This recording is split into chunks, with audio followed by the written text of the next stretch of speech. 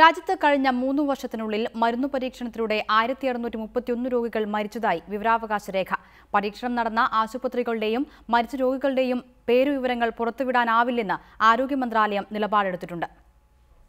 2012 ജനുവരി മുതൽ 2015 മെയ് 15 വരെയുള്ള കണക്കുകൾ അനുസരിച്ച് 1631 പേർക്കാണ് രാജ്യത്ത് മരുന്ന് പരീക്ഷണത്തിൽ ജീവഹാനി ഉണ്ടായത്. എന്നാൽ പരീക്ഷണം നടന്ന ആശുപത്രി, മരിച്ച രോഗികളുടെ പേരുവിവരങ്ങൾ എന്നിവ അതീവ രഹസ്യമെന്നാണ് ആരോഗ്യ മന്ത്രാലയത്തിന്റെ വിശദീകരണം. ക്യാൻസർ, എയ്ഡ്സ്, ഹൃദയ സംബന്ധിയായ അസുഖം ബാധിച്ചവർ തുടങ്ങിയവരാണ് മരുന്ന് പരീക്ഷണത്തിലൂടെ ബലിയാടായവരിൽ ഏറിയ പങ്കുമെന്നും കേന്ദ്രം സമ്മതിക്കുന്നു. ആശുപത്രികളുടെ പേര് വെളിപ്പെടുത്തിയാൽ അത് മരണവുമായി ബന്ധപ്പെട്ട അന്വേഷണത്തെ ബാധിക്കുമെന്നാണ് അധികൃതർ ഇതിനു പറയുന്ന ന്യായം.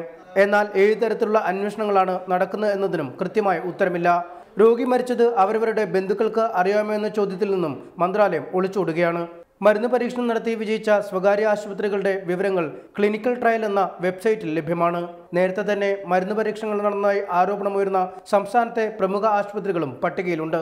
എന്നാൽ ഇവയിലടക്കം വിജയത്തിനപ്പുറം പരീക്ഷണത്തിൽ എന്ത് സംഭവിക്കുന്നു എന്നതാണ് സർക്കാർ മറച്ചുവെക്കുന്നത്. ഔദ്യോഗികമായി പുറത്തുവിട്ട ഈ കണക്കുകൾക്കപ്പുറം അറിയപ്പെടാത്ത പരീക്ഷണങ്ങൾ കൂടി ചേരുമ്പോൾ മരണനിരക്ക് അതിഭീകരമായിരിക്കുമെന്ന് ഈ രംഗത്ത് പ്രവർത്തിക്കുന്നവർ ചൂണ്ടിക്കാട്ടുന്നു. MS Aneesh Kumar, reporter, Kochi.